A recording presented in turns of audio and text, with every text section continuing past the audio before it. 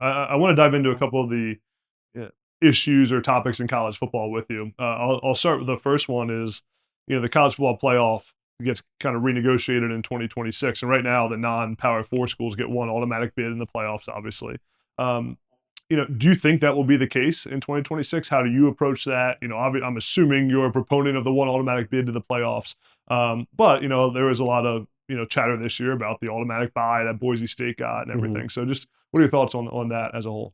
I think there's a lot of things on the table. Yeah, And what everybody will very quickly get to is like, well, things have to change. yeah, And so long as they're evolving, I think it's good. And remember, this is the first year yeah, of a 12-team playoff. Here's what we know.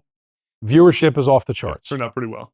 The optics are great. Yeah, The matchups in some places have been very competitive. I mean, if you look at the semifinals leading into this game, I hmm, think everybody's very, very optimistic about yeah, what could happen.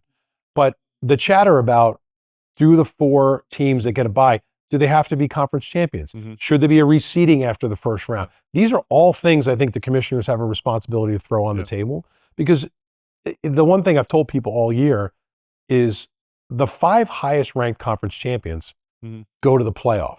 hmm, And there was a time during the season where I said, if Army or Tulane wins no doubt. out, Boise and one of them are Yeah, going to be in the no doubt. playoff, and they could be two of the five Hmm, conference champions. So access is yeah, really, really important. But Adam, yeah, access has to expand yeah, for everyone. Like it mhm, can't expand for some at the cost of others. Are we really going to call this a national playoff? yeah, Then let's be inclusive about it so yeah. it makes sense. Yeah, no, it makes sense. I remember calling the Army games and making the case for how they get to the college football playoff. I mean, it was a real chance at one point there for Sure. a while, especially with the Notre Dame game that was played.